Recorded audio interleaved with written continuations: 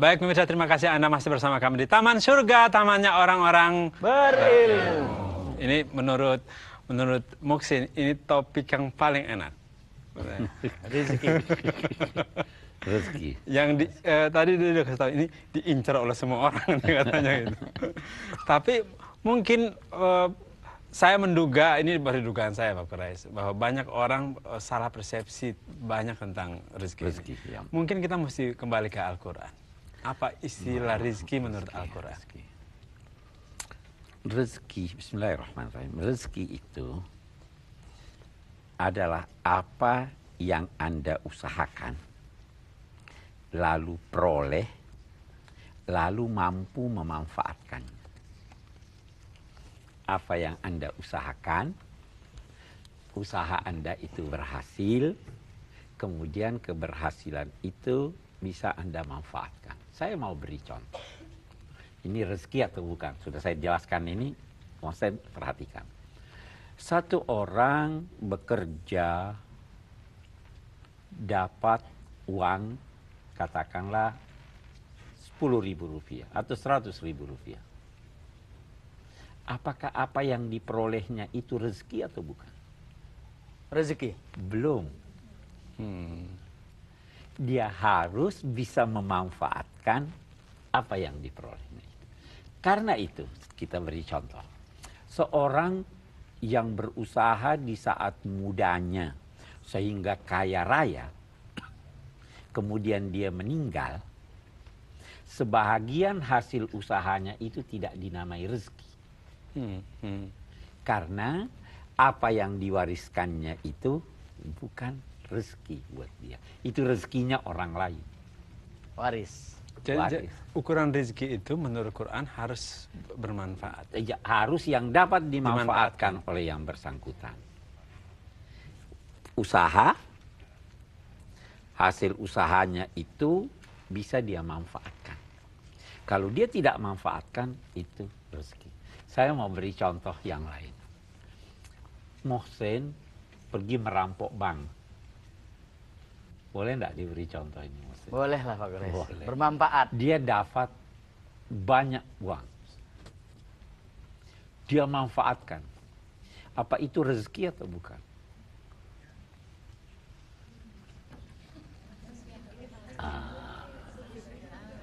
Gitu.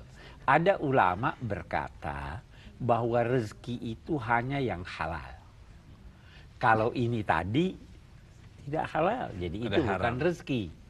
Tapi banyak juga ulama yang berkata ada rezeki yang halal, ada yang tidak halal. Selama Anda dapat memanfaatkannya, maka itu rezeki. Soal halal atau tidak dilihat bagaimana cara perolehannya. Nah, dalam konteks ini saya teringat ada Sayyidina Ali pernah bersabda begini. Orang yang paling menyesal di hari kemudian itu adalah seorang, kita katakanlah istilah kita sekarang, koruptor. Yep. Dia berusaha, dapat uang sekian banyak, dia menipu sini, menipu sana, dia meninggal dunia. Uangnya diwariskan kepada ahli warisnya. Ahli warisnya ini tidak tahu menahu bagaimana dapat ini uang, lalu dia sedekahkan ke kiri, ke kanan dan sebagainya. Ya toh? Nah, ini menyesal. Dia berkata apa? Itu saya usahakan, saya dapat dosa. Yang itu tidak dia usahakan, tapi dia dapat pahala. Nah, jadi sebenarnya koruptor itu bakal jadi penyesalan buat dia di sana. Kalau dia sudah kumpul begitu banyak, bisa jadi orang lain yang mendapat ganjaran dari itu, arti rezeki. Nah, kita lebih lanjut lagi lihat, rezeki ada yang halal, ada yang haram. Tetapi rezeki itu bukan sekedar bersifat material. Orang yang, saya beri contoh, satu orang sehari atau sebulan mendapat penghasilan 500.000 rupiah. Yang satu mendapat penghasilan 1 juta rupiah. Yang mana lebih banyak rezekinya? Kalau kita tinjau dari segi materi, pasti yang 1 juta lebih banyak dari yang 500.000. Tapi sebenarnya ada rezeki lain. Yang satu ini hatinya selalu tenang.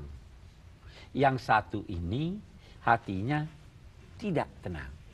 Begitu anak yang dapat 1 juta sebulan ini sakit, hatinya tidak tenang, langsung dia bawa ke dokter. Langsung dia belikan obat yang mahal-mahal. Yang ini yang tenang, dia kata, tidak usah dibawa ke dokter dulu.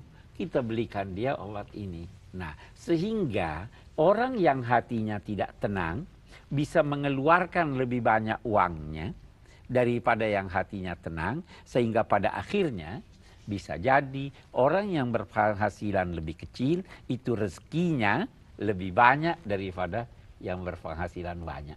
Karena ketenangan batin itu, kesehatan itu, anak-anak itu dan sebagainya, itu juga namanya rezeki.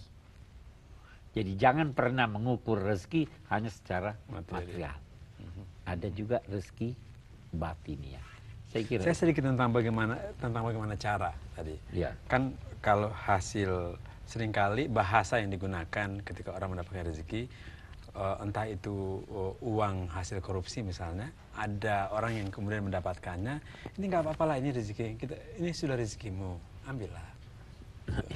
Ya memang rezekimu, tetapi apa itu caranya benar atau tidak? Kalau bukan caranya benar, itu rezekinya, tapi itu rezeki yang haram. Nah, di situ peranan setan.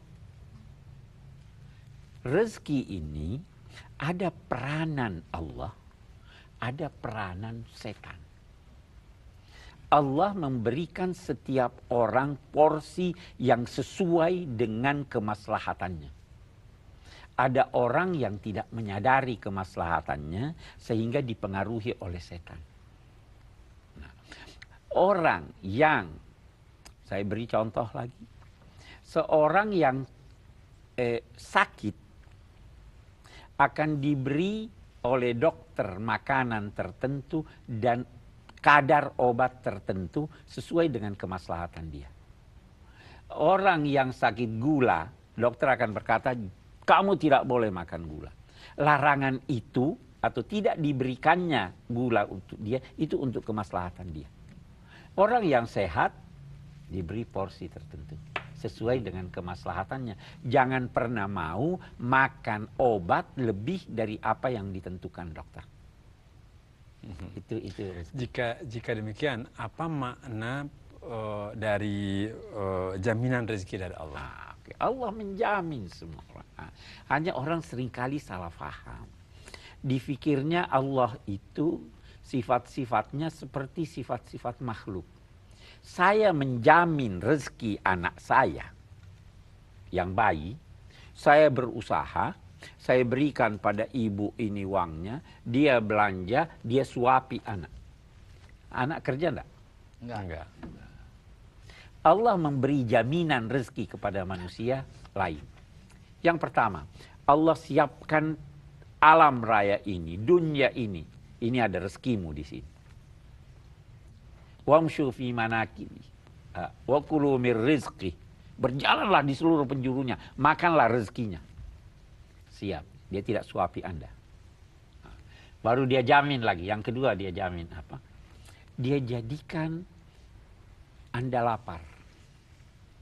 Lapar itu bagian dari, karena Anda lapar, Anda terdorong untuk mencari makan. Makanannya tersedia.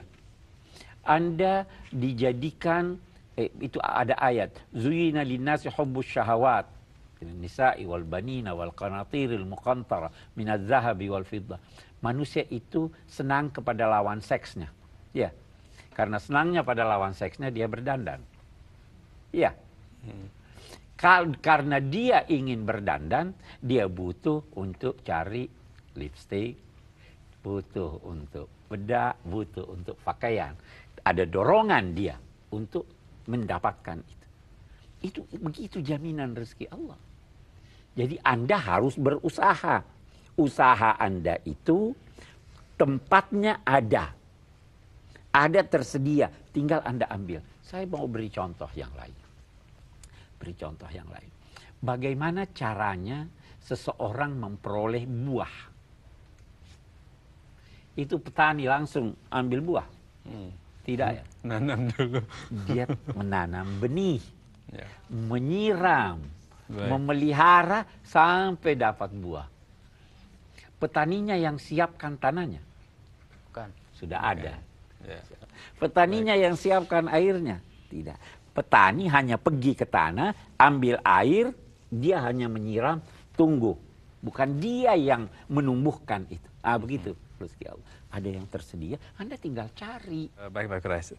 Jadi ada dalam rezeki ini ada usaha memanfaatkan dan juga ada yang non materi yang bersifat memperkaya hati. Betul. Tetapi kesan kita rezeki itu mengolek, mengumpulkan dan mendapatkan. Apakah di antaranya juga rezeki itu membagikan juga termasuk adalah bagian dari pengertian rezeki? Nanti kita akan bahas lebih jauh ya. Jadi tetaplah bersama kami di Taman Surga, tamannya orang-orang berilmu.